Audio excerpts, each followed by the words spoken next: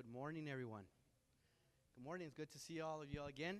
Thank you guys for joining us. This is our last SHAC meeting of the school year. So I appreciate you taking time out of your busy schedules and joining us this morning. Once again, we have a lot of great information for you all based on the input that we got from parents on the last meeting. They were requesting more information regarding about, learning more about autism. So this time we have our AU strategist presenting some great information on autism. So I'm going to go ahead and get started. We have,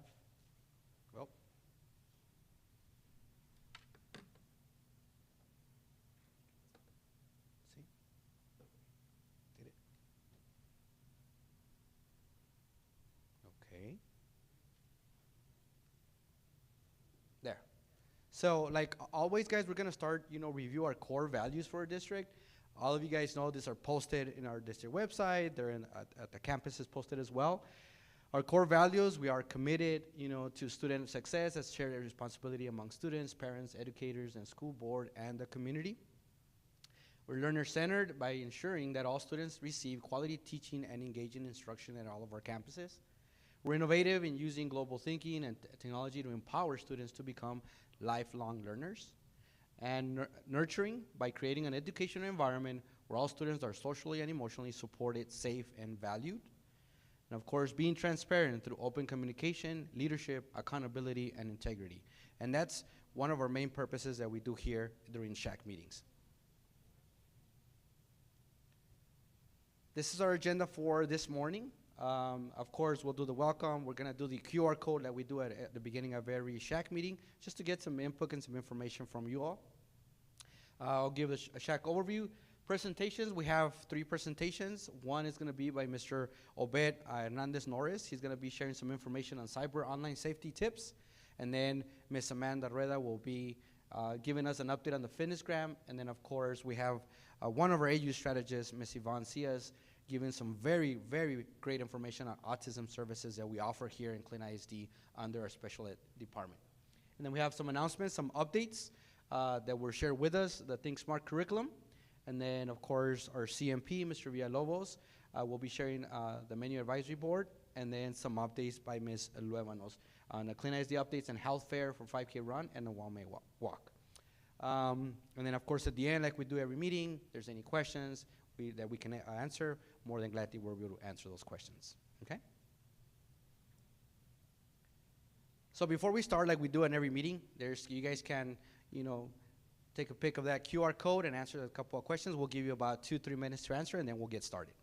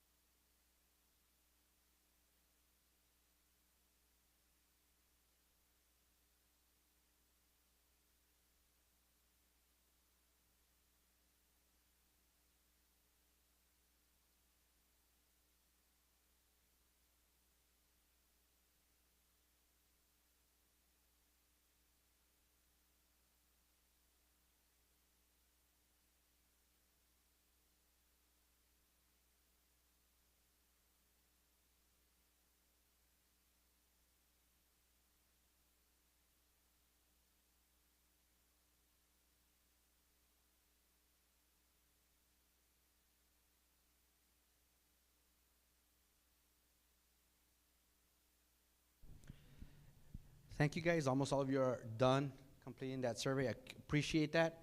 Like we do every meeting, you know, Ms. Deb puts it all in a spreadsheet, we go over it and we review it, and then we'll not present it in the next SHAC meeting, but not till next year, okay?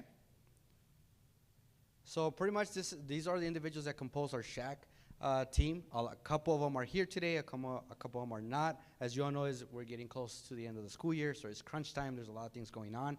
But we do have a couple of individuals here. Of course, it's myself, Assistant Director. Mr. Swanson couldn't be here. Ms. Deb Levanos, she is right here with us. She's our Culture and Community Coordinator. Mr. Prado couldn't join us. Ms. Amanda Rueda, she's right here, Assistant Director of Data and Accountability.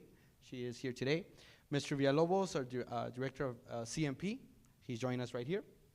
Mr. Sergio Chaides, Child Nutrition and Financial Director, he did join us as well.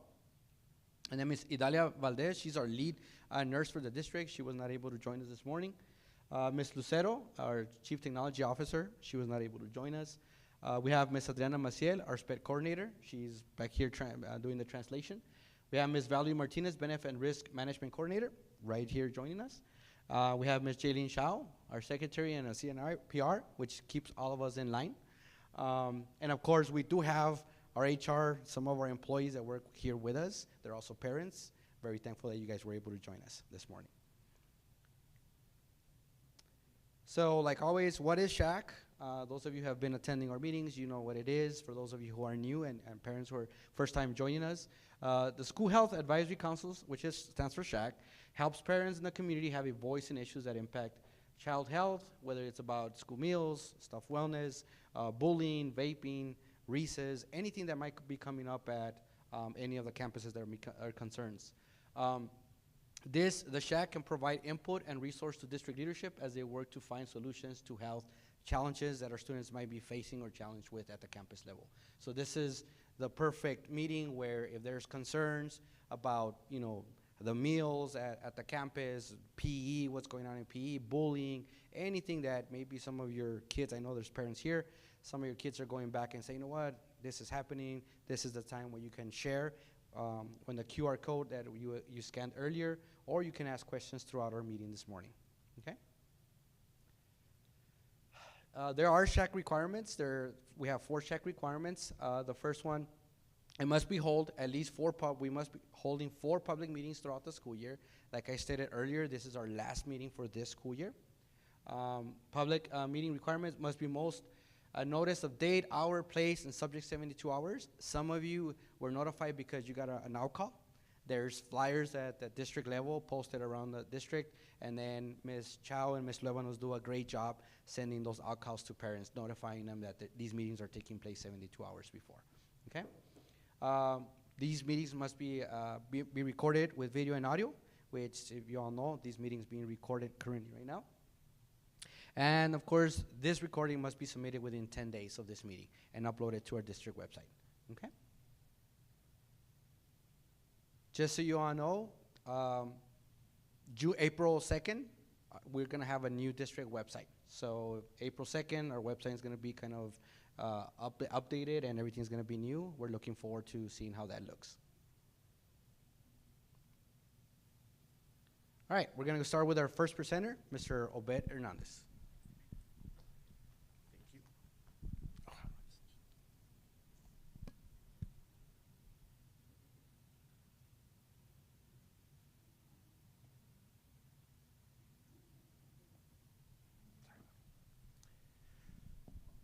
Okay, hello everyone. I'm Obed, if you didn't know, Obed Hernandez, Instructional Technology Coordinator.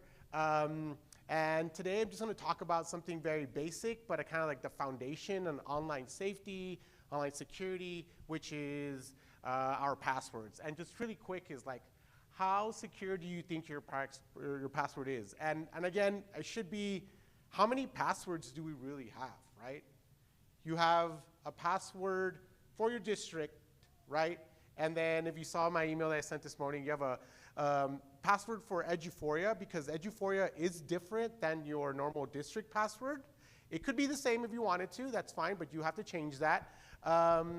We have a password for our phone bill, for our electricity bill, for our gas bill, for your what else? You know, like we have passwords for Netflix, for Amazon, and all those things. So how secure are they?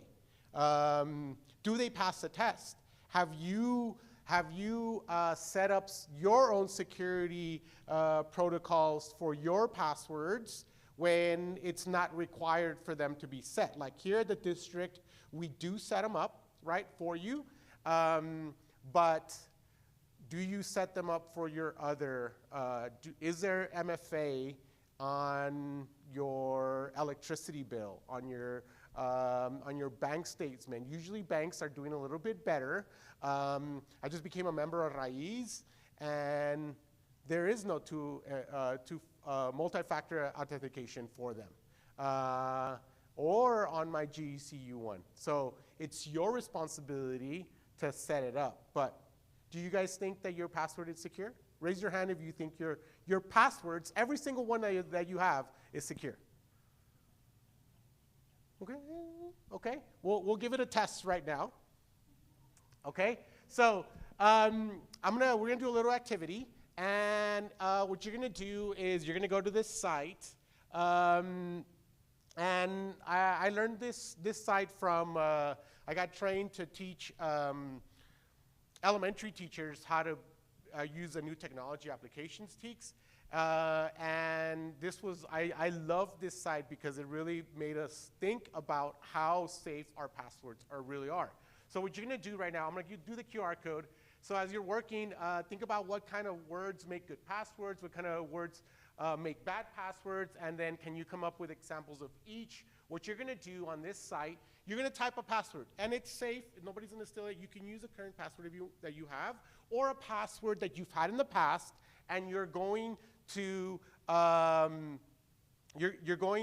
type that password, and it's gonna give you either like a minute or a year or a billion centuries, and that's how long it's gonna take hackers to hack your site. So you guys can do, scan that really quick.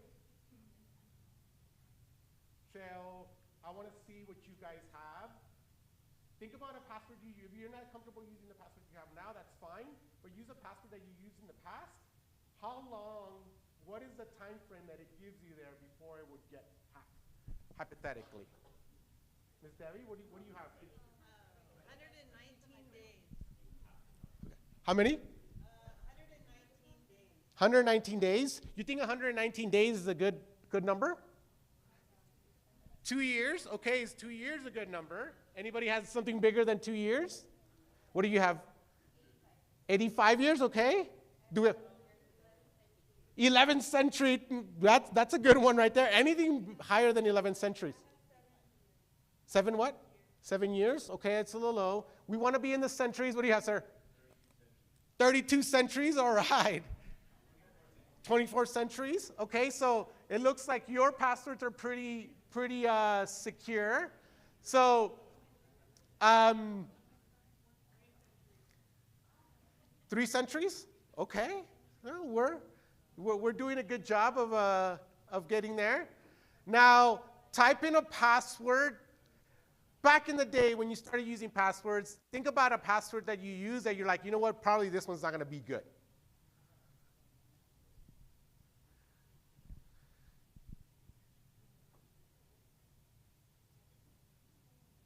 '47 centuries? Ooh. I used to have a coworker. He had a 54 carat password. I can only imagine what it would be. It doesn't scan. Okay, go to bit.ly sidepass if you do, do the bit.ly, and it should take you to that, okay? It better be in the centuries, coach.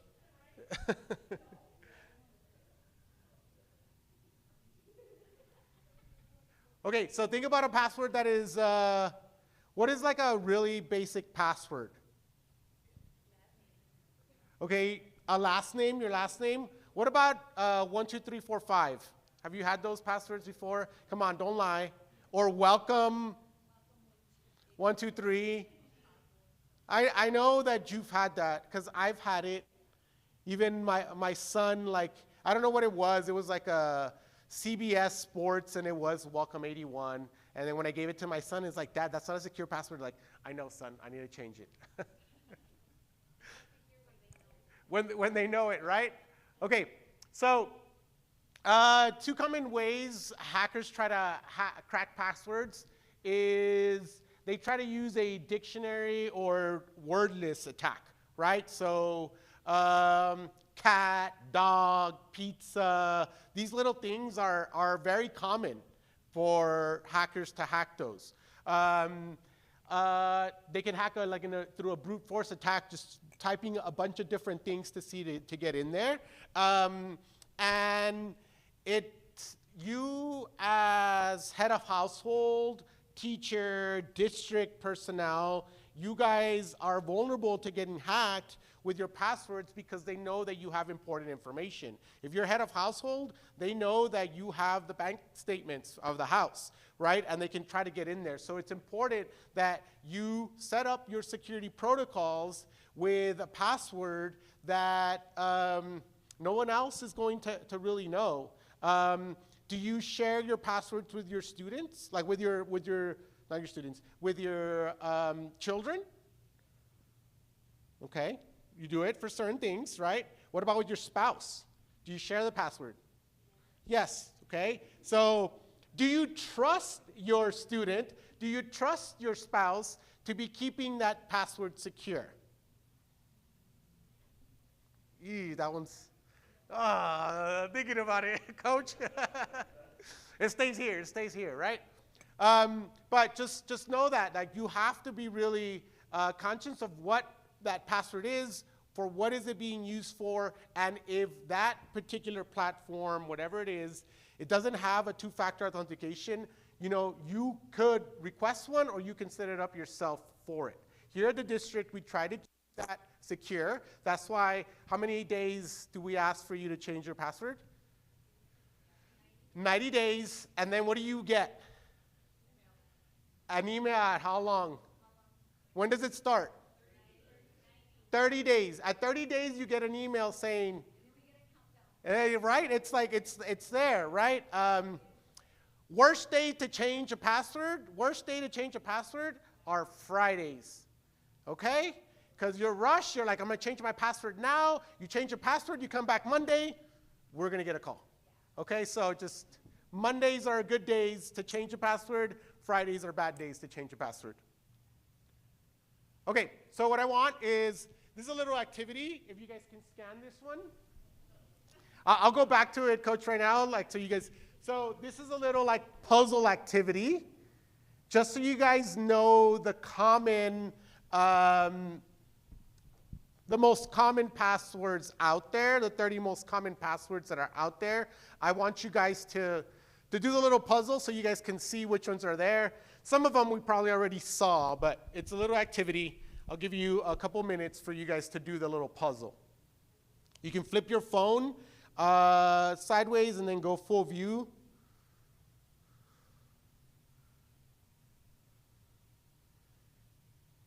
And it's bit.ly 30 pass if you want to do it up here, if you guys couldn't scan it.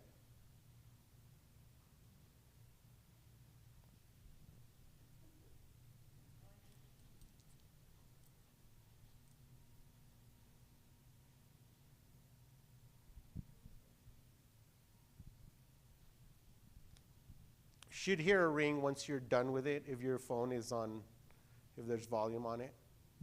See who's the winner.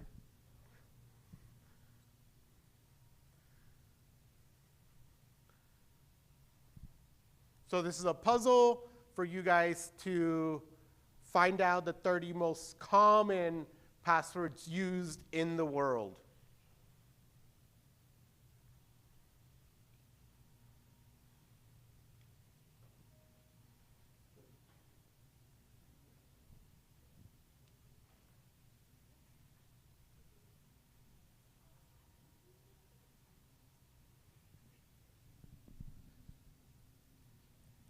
As you're completing the puzzle, are you seeing a password that you might have used in the past? I know I saw a couple. I've been bad. I didn't always work in technology.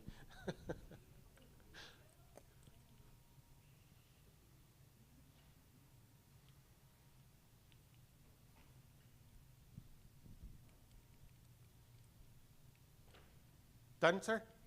See any passwords there that you're like, hey, that was the most close one that have you used?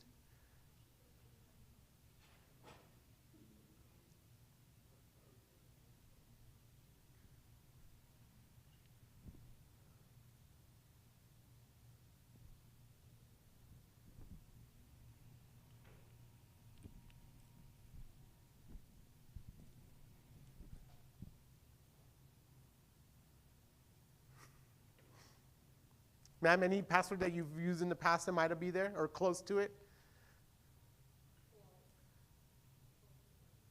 Close to them. So I'm gonna give you the here. 1, 2, 3, 4, 5, 6. Come on, nobody's ever used something similar to that, or the other way around. 0, 9, 8, and so forth. Password. We might have used that one. So the numbers, the sequence of the numbers is there. I love you. Quirky, that's the key. If you look at the keys in your computer, that's one. ADF, that's again the keys that are there. It's easy for us to remember. But again, if it's easy for us to remember, it's a password that a hacker can get into to get that information. Okay? So think of those. For you coaches, teachers, this site is really cool because you can put in any picture and then it can make a little puzzle, so you want to do a little activity with your kids. So just think about the passwords and what you really want to, going back, make sure that your passwords are long, more than 12 characters, and it's okay to put in like words, but change it into a phrase. So for like an I, put a 1. For a 0, put an at. For an E, put a 3. Like change it up. That way it's easy for you to remember, but know that in these you're changing these things, right? For us here at the district, it is 12. But CISA, the governing body of cybersecurity, they're making changes that we might have to require it at 15 characters long. Okay? I know that it's a burden for us, but again, it's important that we stay safe and that information that you have, that personal information that you have, doesn't get leaked, right? And there is no small fish. We're all big fish. Depending if you're in a school district, getting into your account, there's so much things that can happen to your information. As a parent, as a household member, there's bank information, there's stuff that they can get and then get taken away, okay? So if you guys want, this is a weekly email that goes out to staff members. And this is the wakelet. I put every single, I know you don't always have time to read my emails. I know I send a couple every week. But here's the recap of every single one that I've sent on cybersecurity Thursdays. And it does help some students out as well, but I don't really send it to students. I just send it to staff, but there's some information that is out there. So that wakelet takes you to those emails that I've sent throughout the school year and how to be better safe online. And then one really good for families is this one that it's NetSmart, and it has a bunch of resources for parents to do their activities that you can do with your children on online safety tips, right? And I like how they're very up to date because they do have a bunch of like AI. AI is here and it's here to stay, and we've been using it for years, but now it's been structured to help you out with all your daily tasks. And there's a proper way to be using and interacting with AI, they have a bunch of information there that it's important that parents talk to kids about the use of AI as well. So Smarts has a lot of information there for families to use. Also for educators, you can use some of these activities that are there if you want to have these conversations with your kids. Okay, if you guys have any questions, you can always email me, and I'll get back to you with those questions. Okay. Thank you, Mr. Hernandez, for sharing that information. Guys, I know what I'm going to be doing when I get home tonight. I'm updating all my passwords. That's just crazy. But next, we're going to have Ms. Amanda Rueda with an update on the FitnessGram. Hello, good morning. It's just going to be a quick update. So FitnessGram is required by law to submit it, grades 3 to 12. I have presented this in the previous meetings. The window started on February 3rd, and it ends May 2nd. Right now, this is our average completion for each campus, so they're going through it. I think April's going to be the month for some of these campuses that they're planning to complete it. So this is where they're at right now. So parents, if your kid is going through that right now, they tell you they did a test during PE, this is what it is, okay? That's basically it. Do we have any questions? No? Okay. That's it. That's my part. I'm going to hand it over to Mr. Hernandez. Thank you, Ms. Rueda, for sharing. Our next presenter, guys, is we have 3 AU strategists that were under our special ed department. We have Ms. Yvonne Cias, which I want you all to help me congratulate. She just became our BCBA certified. So good job. BCBA, guys, is a board certified behavior analyst. Not every district has a BCBA. We had one a year and a half ago. Unfortunately, she moved, but now we have Ms. Cias, who's BCBA certified. So we're very thrilled to have her. We're hope to keep her, okay? But no, this is a big, having that BCBA helps our teachers, or especially our kids throughout the school year. And then we have Ms. Ida Dominguez, she's also our AU strategist, and then Dr. Celeste Ornella, our AU strategist. I'm pretty sure you've seen them at your campuses. They work with our SPED teachers, with our students with autism. They support even some of our general ed students and some of our general ed teachers with any support that they need throughout the school year. So I know the last meeting we had, there were a lot of questions about autism. They wanted more information. We reached out to the team. Our other 2 ladies, unfortunately, they're at downtown attending another training they had to attend, but Ms. Cias is here and we'll be sharing some great information with you, okay? Thank you. Good morning. Oops. So we're going to start the video, a short video on what is autism, okay? Oh, I don't know how to make it work.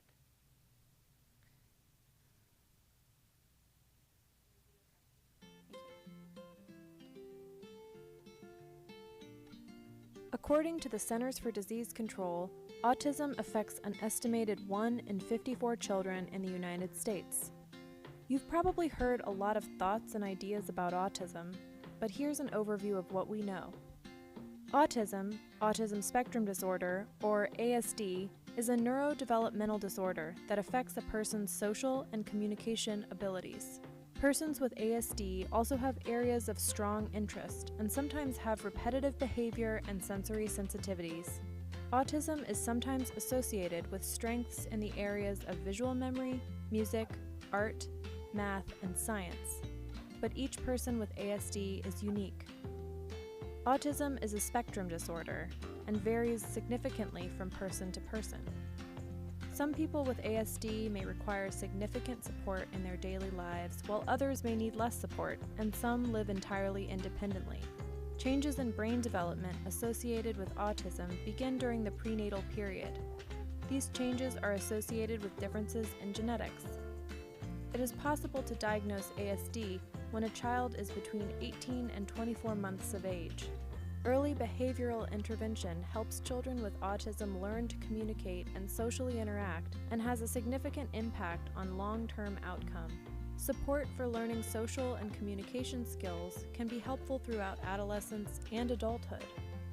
People with autism sometimes have other conditions, such as higher rates of sleep disorders, ADHD, anxiety, depression, and gastrointestinal issues. Treating these co-occurring conditions can make a big difference.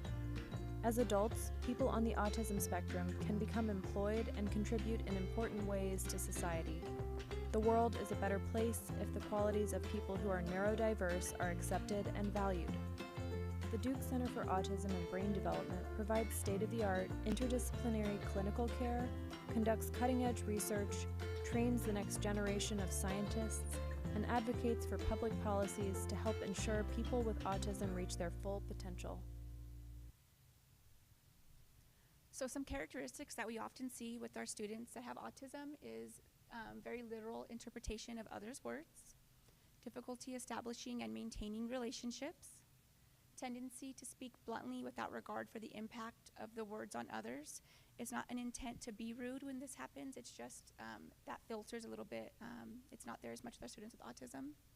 Inappropriate facial expressions, gestures, or eye contact, limited imaginative or pretend play, limited ability to initiate, respond, or to maintain conversations, abnormal voice inflections and cadence, overgeneralization of social behaviors across all contents and environments, and difficulties understanding or taking on others' perspectives. Those would be what we'd consider our most common characteristics that we see.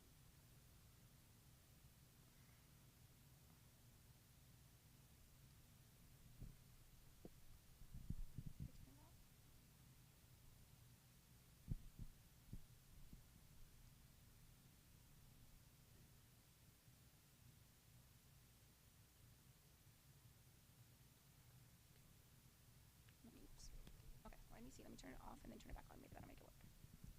This is my master's in technology at play, guys. Okay. Did I break it? Okay, sorry. Okay. So some common behaviors with students with autism, they may exhibit many different types of behaviors. We often see pacing from our students with autism, especially if they're feeling like a sensory an overload or feeling overwhelmed. Blurting out. They may often display challenging or questioning behaviors, and it's not that they're intending to challenge or question, it's just that they need to know that black and white, what's happening in the information, exactly how it is. We may observe inattentiveness, or what we may perceive as inattentiveness. Often we see escape behaviors to avoid undesirable tasks, undesirable sensory experiences. Defensiveness, very blunt behavior. We can see them sometimes engaging in physical aggression, taking off shoes and socks. We see that common in the classroom based on sensory. Oftentimes they're unable to relate to their peers. They may dominate conversations, especially the conversations of high interest to them. Throwing items, crying, screaming, headbanging, biting, yelling, or non-compliance. Those are some of the common behaviors that we see. Though they may appear to be undesirable behaviors, it's all our students communicating their feelings and what's happening around them to us. So the Individuals with Disability Education Act IDEA defines autism as a developmental disability significantly affecting verbal communication, nonverbal communication, and social interaction. Other characteristics often associated with autism are engagement in repetitive activities and stereotyped movements, resistance to environmental changes or changes in daily routines, and unusual responses to sensory experiences. The characteristics of autism are generally evident by the age of 3, but a child who manifests the characteristics after the age of 3 could be identified as having autism if eligibility criteria are satisfied. So that's how IDEA explains it. How autism is supported in schools. We have our autism strategists that support students with autism by providing autism support services each 9 weeks, focusing in areas such as improving and developing peer relationships, coping strategies, organizational skills, and self-advocacy. We work directly with students. We also work with teachers by providing training in areas such as understanding autism, utilizing strategies in the classroom to support the students in managing behavior based on students' needs and students and their age and their developmental level. We work either directly with the students or directly with the teachers, but all the students in the district that have an educational coding of autism receive services from the autism strategist. Once a student is coded as a student with autism by the school psychologist, the autism strategist will complete the autism supplement portion of the IEP. Texas regulation requires that 11 specific strategies are considered and addressed as useful and needed in the individual's individualized education plan. We're going to review those 11 strategies. Every year, the 11 strategies must be considered, but they don't all have to be implemented based on students' needs. So the first area is extended educational programming. This differs from summer school or compensatory services or enrichment programs. Extended school year services are available to students who experience measurable regression of critical skills when services are not being provided, such as summer break, spring break, something like that. Typically, the teacher monitors and documents the regression the student shows, and if it is concerned, an art committee will be held to review the data and discuss the best way to support the students. So a student with autism may be invited to summer school or to intercession camp because they may have an educational need as far as academics, but our extended school year program is to help our students that are losing those major skills, and it's taking that significant amount of time to regain skills. It's important to remember that any of our students with any type of disability may have a regression when there is a loss in school and in structured time. So a small amount of regression is considered typical and expected. It's an extended amount of regression at school that takes an extended amount of time for the student to regain those skills that we consider extended school year program. The second area is the daily schedule. This is where we look at the type of support a student needs in order to follow the schedule at school. A student may need a visual schedule, or some students don't even require an individualized schedule. They're able to follow the posted schedule in the classroom, but each schedule is individualized and based on the student need, and that is addressed in the autism supplement. The third area is in-home and community-based training or viable alternatives. So in an effort to support generalization of skills required in the classroom, in-school and community instruction is available where there are discrepancies between the skills demonstrated by the student at school and those observed in other settings. So sometimes our students, because school is such a highly structured area and it is such a large amount of their day, they may get skills and they may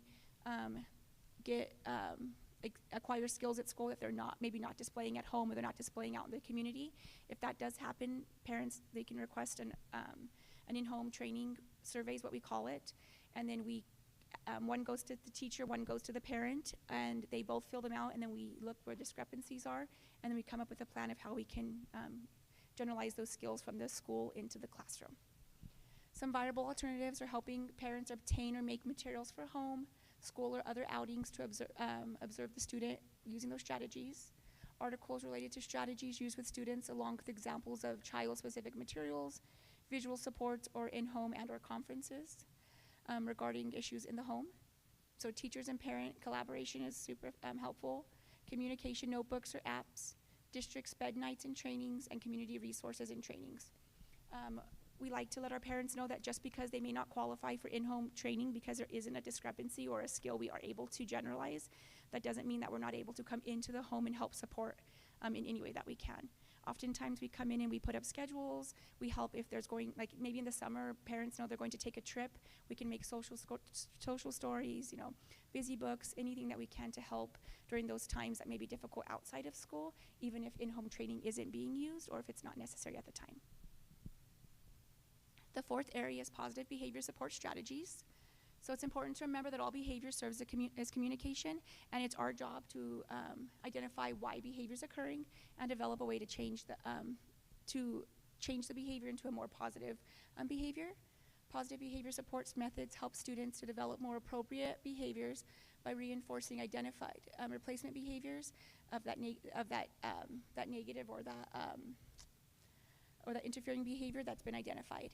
Some positive support strategies are visual supports, redirection, prompting, immediate reinforcements, peer teacher modeling, supervision during transition activities, providing supports for unexpected or irregular changes in routines, social stories, clearly defined limits, private discussion about behaviors, reminders to stay on task, processing time, and self-regulation strategies. Anything basically that we can do to help the student to have an easier time and to be able to regulate a little bit more is what we would consider our positive behavior support strategies. It's important with working with any student, not just a student with autism, that if you can predict that a behavior is going to happen, then that we can prevent that behavior from happening by implementing these positive supports as strategies before the behavior happens. The fifth area is future planning. The ARC committee considers the information concerning future planning for integrated living, work, and community and education environments that consider skills necessary to function in current and post-secondary environments. The district does have 2 transition facilitators to support areas and students in this area. Ryan Trujillo and Lorraine Herrera are 2 post-secondary transition facilitators. Officially, transition does begin at age 13 for our students, is when transitions officially begins. But for our parents, it's never too early to begin transitioning our students and begin considering their future.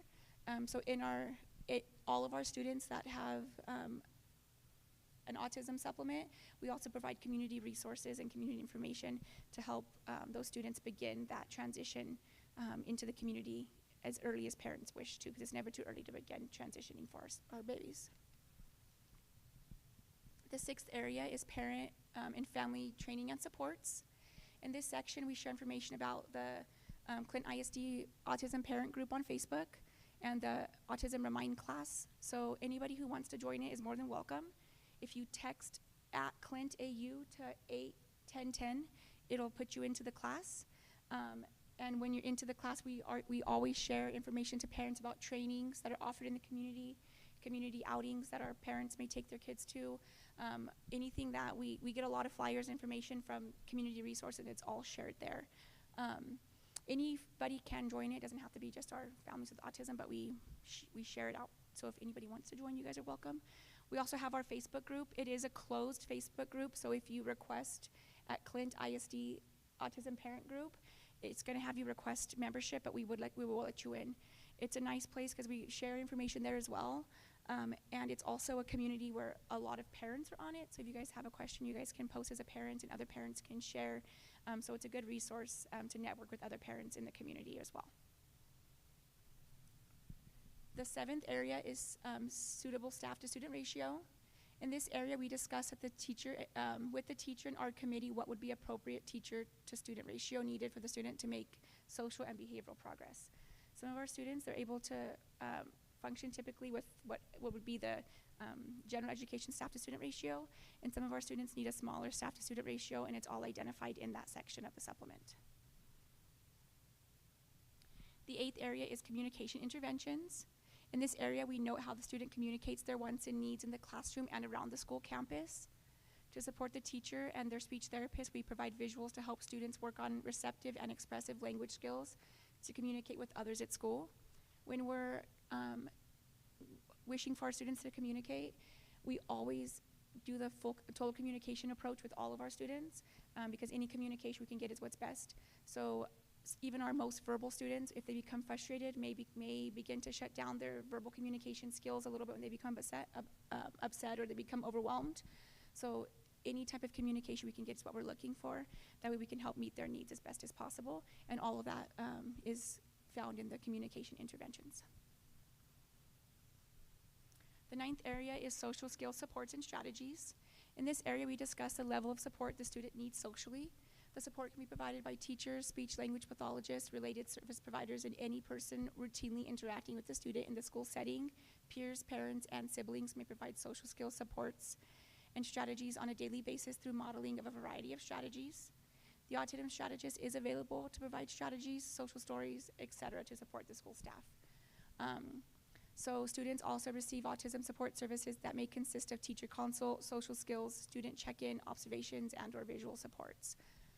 So I think sometimes there's a misconception that social skills can only be done through the autism strategist, but any interaction our student is having with anybody in the school community is a perfect opportunity to teach social skills to our students. That pure naturalistic, peer role models is the best way. They learn best from their age, from their peers, and it's we often see when our little babies come in at 3 years old and they begin with their group of peers that are also 3, and they begin picking up language, they pick up skills that maybe parents have never seen before, because that pure naturalistic peer role modeling is the best way to teach them what they need to know.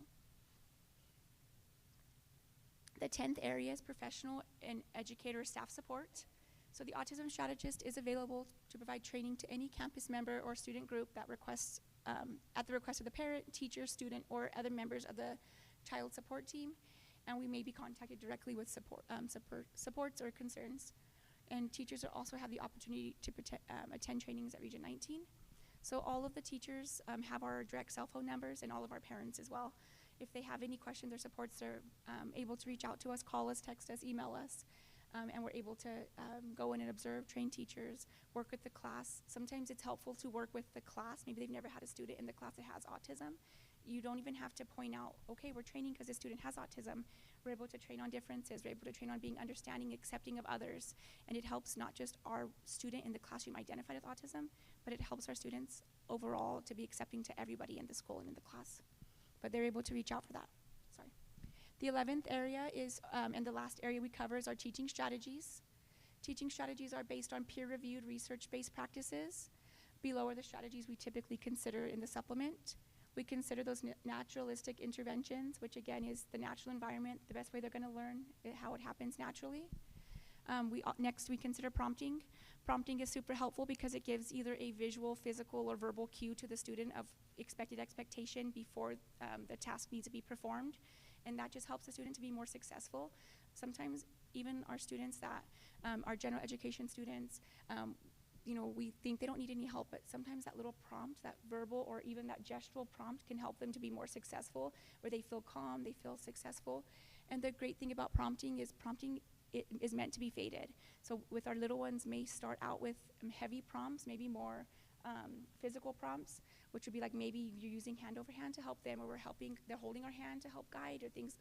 But as they get older, we're able to fade those prompts to just a gesture with our hand or just a word, and they're able to be successful. Next is reinforcement. Reinforcement is a really important teaching strategy because the only way we get behavior to increase is by reinforcing the behavior we want to see. So the more we reinforce that behavior that we want to see, the more the behavior happens. So we take every opportunity that we can to reinforce the student when they're making positive changes and displaying behaviors that we want to see them displaying in the classroom. Next is redirection. Redirection is a big one because sometimes our students, no matter how much work we've put in and how much growth they've made, sometimes we make choices that may not be on the plan of what we want them to make. So a simple redirection into doing what we ask.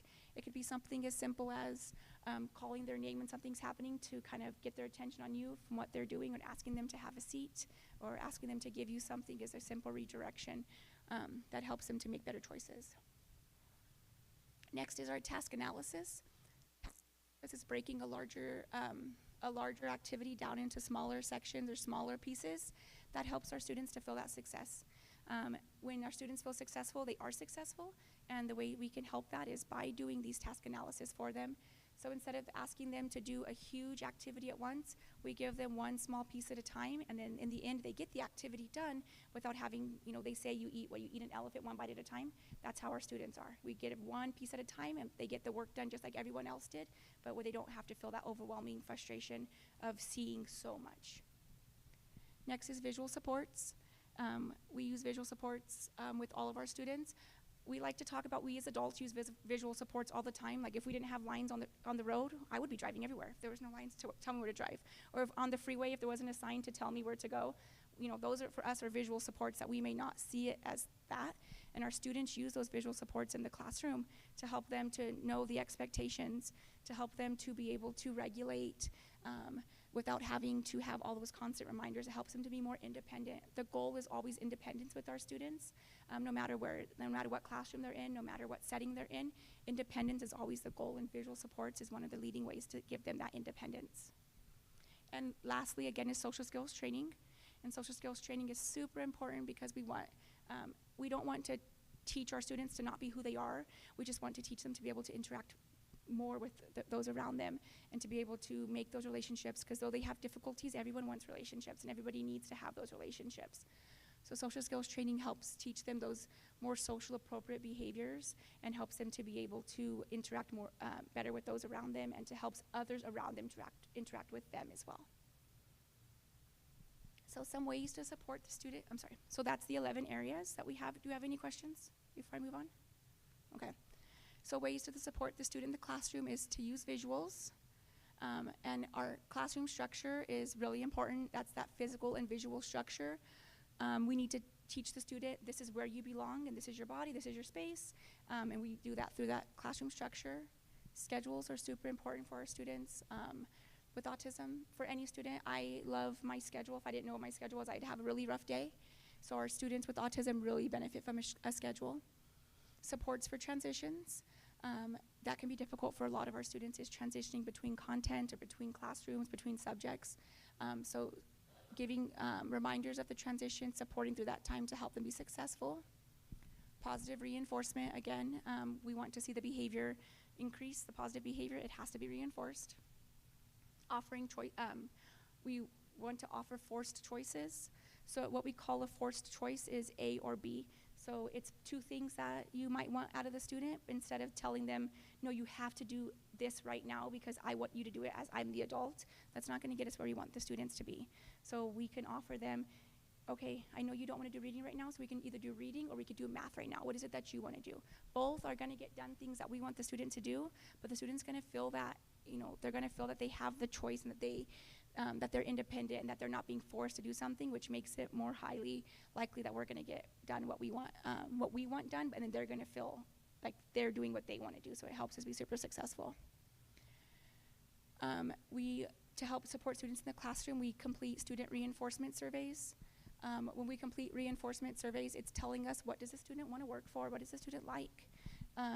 Sometimes what we may assume a student may like, what they may wanna work for, is not what they like, what they want to work for.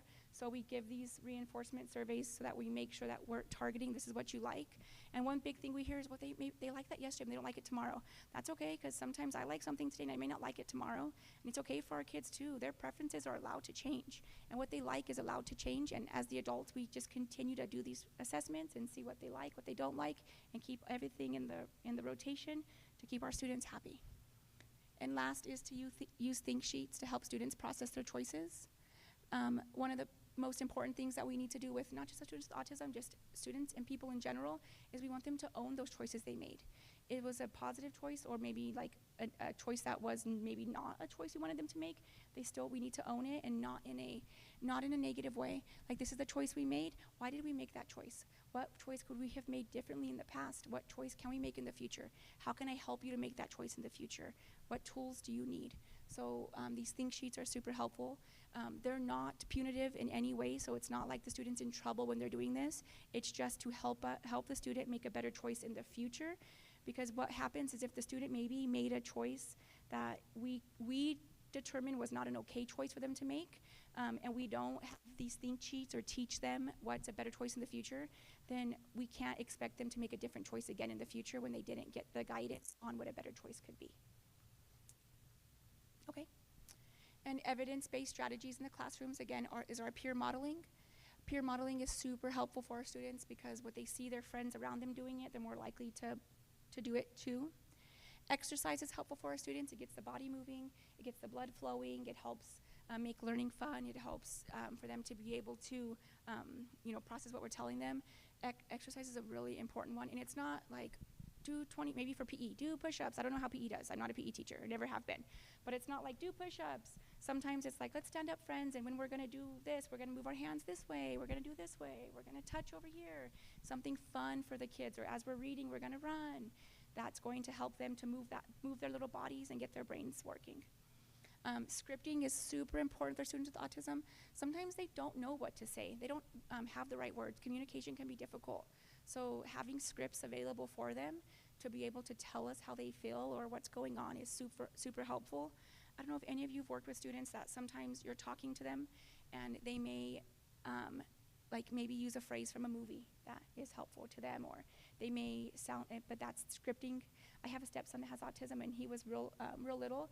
He's limited verbal, but he can say words, a lot of scripting and echolalic speech. And he used to get, so he's the oldest, but he, because of his disability, my baby sometimes would not pick on him, but she would just be a baby and get on him, and he would tell me no. He would tell her, no, David, and I knew that means that the baby's getting on him, and that's how I was like, okay, there it is. And I would hear him say something to her, like the script from a movie that he had scripted, and he knew what it meant, and that would tell us, okay, he's expressing how he feels, and that's his best way. and I would have to move her away. And we would teach him, I always joke about it. So he just turned 16, but when he was little, she used to get on him and he would get so upset. And I taught him to tell her, I'm the big brother, you're the baby. And he would, when she was acting up, he would say, I'm big brother and you baby. And then she would cry and I would say, you need to leave your brother alone, ma'am. And then she'd walk away. And then, it's little sisters picking on brothers. But that scripting was helping him to communicate to her that what you're doing to me is not okay. And we can teach our kids things like that as well. Next is video modeling. Video modeling is super, super helpful with our students with autism. Sometimes they don't know what they're doing is unacceptable until they see that in somebody else, and they're able to point it out to another, like, he shouldn't be doing that, even though that maybe the student's doing it exactly right then. So showing the student a video, not necessarily in of themselves, like a video of somebody displaying the behavior that we want to shape into more desirable behavior, can help them to identify, oh, that's not okay that happened. I like how he did that, and that can help them to see as well. They're very visual, a lot of our students with autism, and they're able to see it. They can't have a difficult time seeing it in themselves, but they are able to see it around them. Okay. So an evidence-based strategy, to meet the criteria of an evidence-based strategy in autism, research involving participants who have autism spectrum disorder must be published in peer-reviewed journals, and such research must come from more than one author. Further scientific evidence must be established separately for each age group and skill, so social, communication, behavior, joint attention, play, cognitive, school readiness, academic, motor, vocational, and mental health. So before we can begin using a strategy with a student that we want to consider evidence-based, it has to actually have gone through research and show that it does work. And it's not just one, like, it didn't just work one time in one study. It's many studies. It's been replicated many times over many groups of students before it can come in as a research-based strategy.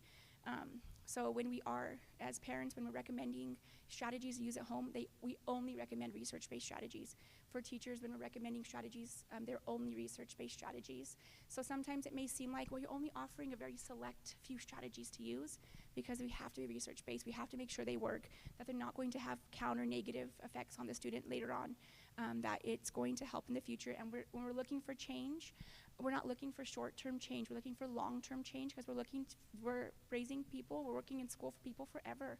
Like, these are babies maybe starting at 3 years old, but they're going to be adults eventually. We want to teach skills that these kids can take on into their lives. And if we're using just any strategy, willy-nilly strategy that we just found somewhere, that one person, that may not have those long-term effects that we're looking for.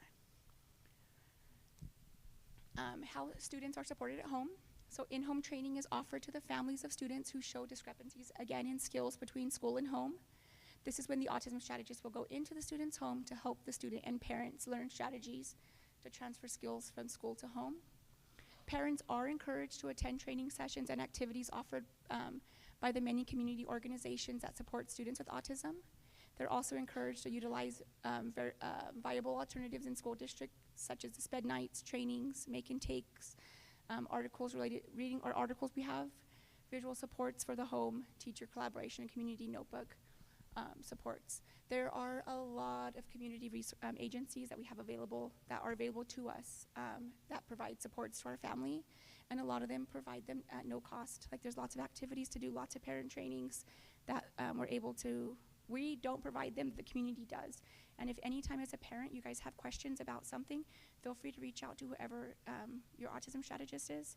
And if your student doesn't have autism, you can reach out to maybe the school, the diagnostician. We can still provide information to you to help you guys out as well. So if you'd like to join, this is again just our Remind, or our autism book. So we have those available with the training sessions if you'd like to join. I think we have one more.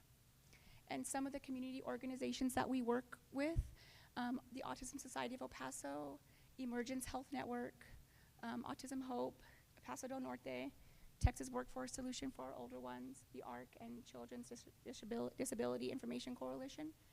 Coming up shortly, the day we had to maybe change it, we're not sure yet, we'll find out today, but we are going to have not just for autism, but a SPED information fair. As soon as that day is solidified, we'll have a flyer sent out through the school. we'll have all these organizations and many more that'll be coming and providing information of what they can offer to families, what supports they have. We have a lot of organizations signed up, but we're still welcoming organizations to come as well. So we'll have that available to the parents as well. I think that's it. Do we have any questions? Yes.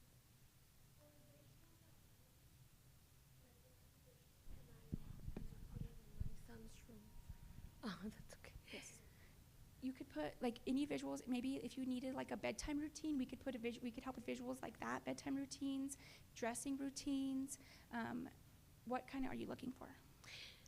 I don't know. I was kind of, I guess, curious when I saw that visuals help, because he doesn't have anything. He has mild autism since he was little, and I am so happy that you're talking about this, because he got a lot of support from. They didn't used to have a special ed in CTW. I don't know if they do now, but I was transferred to FME, and the teachers were amazing. And then he was getting first grade and second grade also support, and he was out of that program. And they were surprised, because they even told my husband and I, hey, we don't see this often, that a kid graduating the program, and he did. Now he's in 5th grade in CTW, and he is very independent. You couldn't even guess that he has autism. So when you said about the visuals, I'm like, well, what kind of visuals to help him? That you could maybe tell that Angel has autism because of the way he speaks. Sometimes he mumbles, or he says a sentence and he eats some words, but I think you'll get what he's trying to say.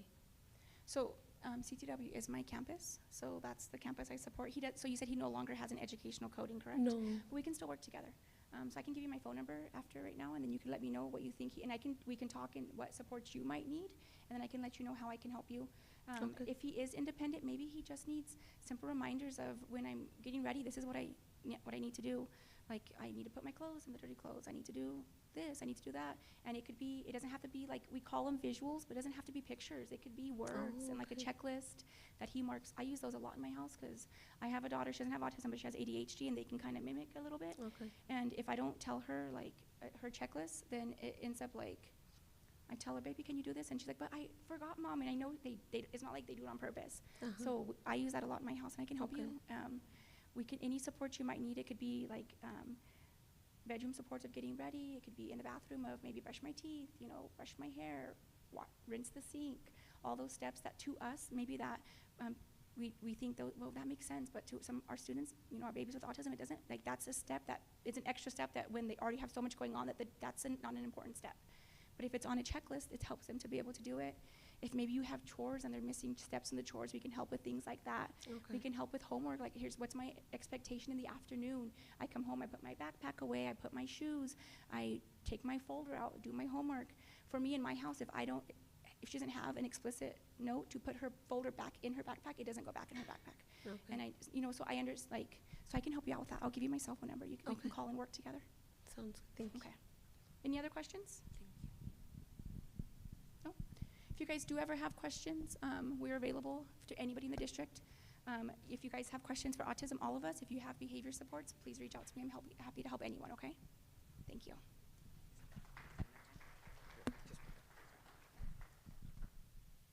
Thank you, Ms. Diaz, for sharing all that information and elaborating on the 11 strategies that they work with our kids. But I will share this, guys. Our ladies do a phenomenal job, but our students will not be able to be successful without your help. Because I know they go and observe our students, they work with our parents, they work with the teachers, but ultimately what happens, they go to an art, everything is implemented at the art, and then you guys are able to attend the art, a copy of the IEP, the accommodations modifications, a BIP, a plan is put in place, and you guys take it to your classrooms, go to your lesson plans, and implement in your lesson plans and follow through with it. So thank you so much for collaborating, and keep collaborating with our team. Yvonne, they're by feeder pattern. Like I stated earlier, we have 3 AU strategists. They're by feeder pattern. When the need arises, you might see a couple of them or even them as a team going to a campus if the need is so big. But they work very well with our kids, even when their kids exit special ed, and if they still need support, they still work with our students, reach out to our parents, provide support, and even in some instances where students don't no longer qualify for SPED services, but need some type of support, there's always Section 504 that we still provide support. Okay? So thank you so much, Ms. CS, for sharing. Next, guys, we have a couple announcements. I wanted to share this. This was shared with me, and I'm very thankful Ms. Idalia shared this with me last week.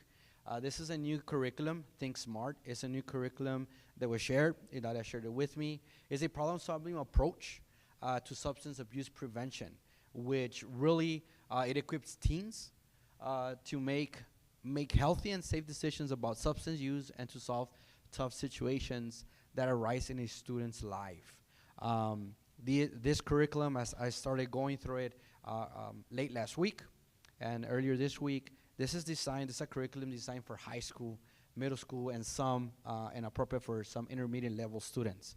I did share this with our assistant superintendent, Mr. Littlejohn. We are gonna go through it. This will be forefronting kind of what's gonna be in the agenda in our first SHAC meeting at the beginning of next school year. So we would have a lot more information as I receive more guidance from Region 19. We'll have all that information, collect all the information. We'll share it during our first SHAC meeting, and hopefully, instead of having it in September, we're gonna move it earlier, probably towards the end of August. So the sooner the better we can get all this information out to the SHAC committee. Okay? Now we have Ms. Luevanos.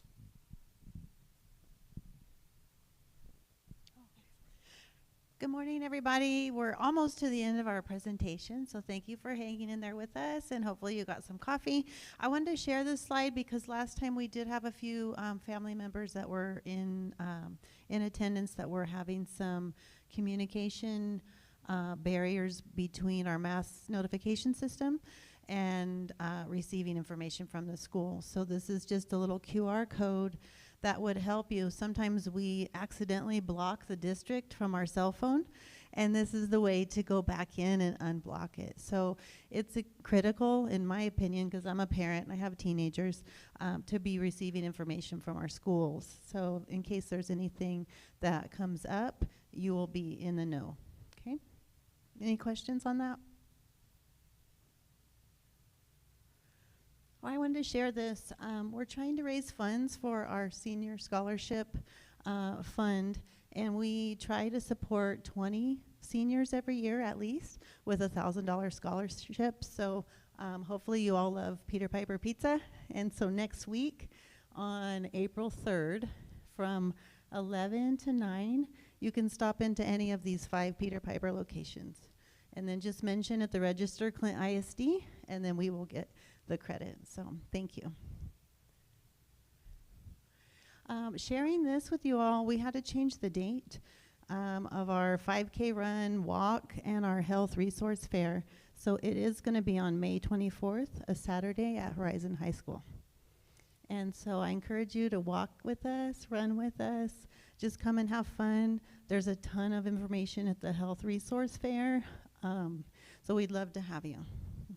Miss Valerie, do you want to share anything about the health resource fair?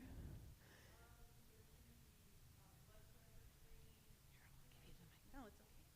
Just because they're recording.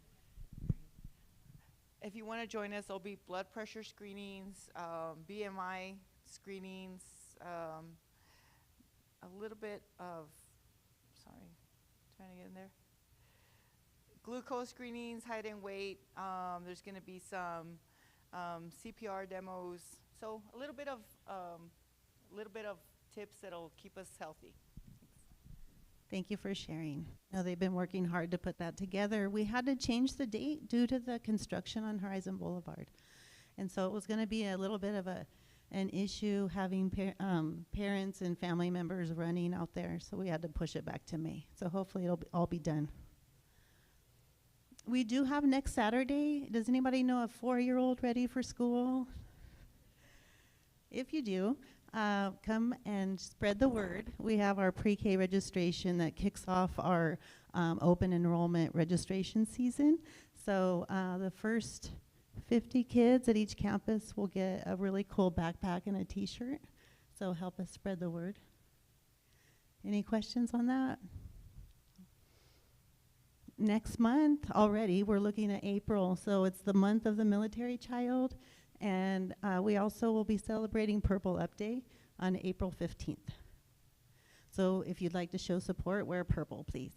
That's show support for our military children. District-wide, we have about 575 military-connected kids. And I think that's it for my piece. We're almost there. Thank you, Ms. Deb. Any questions? That's everything we have for all of you this morning. Any questions that you might have regarding what was presented? Any additional questions? I think that was our last slide. Guys, like always, we do appreciate you taking time and joining us. The ladies will be working on the dates and the times for our next 4 SHAC meetings for next school year. We'll send those out as soon as we start the school year. We are very thankful for all of you to be here today. Our team, thank you for sharing all the information. At any point in time, you have our contact information. You can give us a call if there's any questions throughout the year. I know we're not going to be presenting till next school year, but if from here till, when is the last day of school? May 31st? May 30th or 31st. Any questions, please reach out to any of us. We're here to help. Once again, thank you, and you guys have a great rest of your day. Please, there's some more prefect. Take some more food, please.